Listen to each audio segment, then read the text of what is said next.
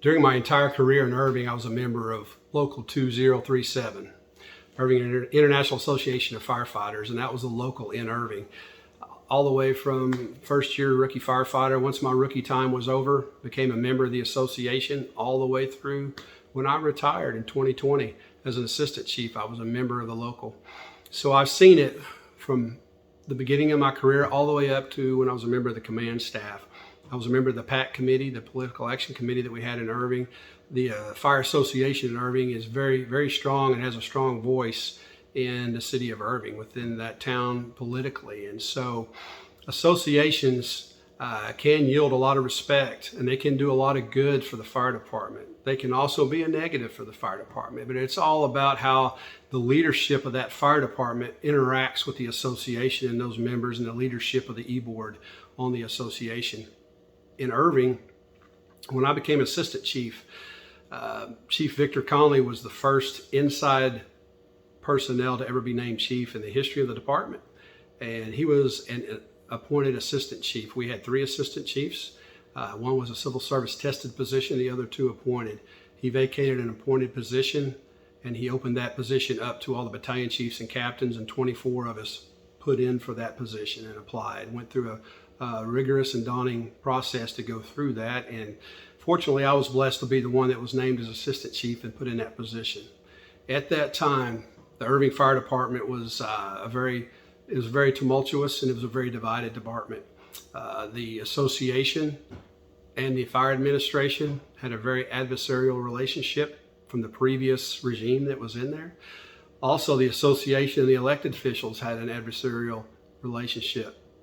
And the command staff for the fire department and the elected officials had an adversarial relationship, as well as with town staff over there at City Hall. So it was a very tough and challenging environment, and that's one reason Chief Conley brought me into the fold to team up with them to help turn that ship around. And one of the things we did is focus on the association, try to mend those fences, and we did it by communication, because before it was a closed door policy. No one ever had access to the fire chief or the administrative chiefs for the city of Irving, for the fire department, and that was just commonplace there. We opened our doors. We welcomed everyone in.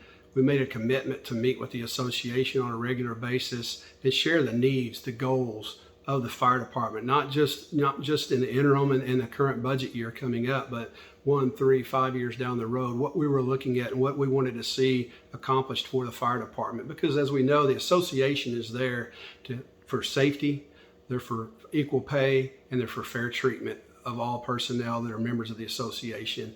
And that's a great thing to have in your back pocket if they're operating and you're operating together and trying to go down the same road to try to accomplish the beneficial things that you need to have for your fire department.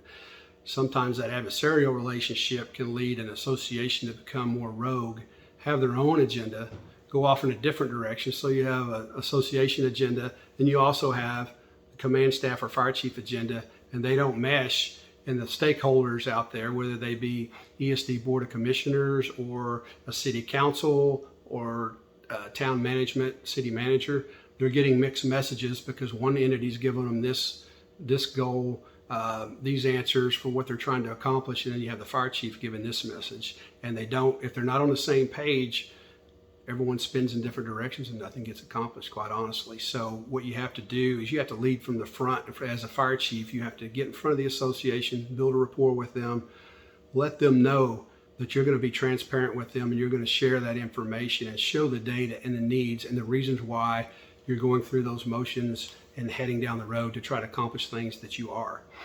Through that, and over time, that trust is built. Once you have that trust, you may not necessarily agree on everything, but there'll be a professional courtesy there that you understand that you're both trying to do what's best for the fire department. And through that, you work with your board of commissioners to try to accomplish the goals you have for that fire department.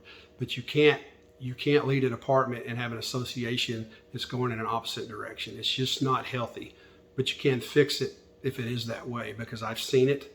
I've seen that be a negative, but I've also seen it turn around to where it was very strong and very comprehensive and very much an ability for both sides to work together to try to benefit the good of the department.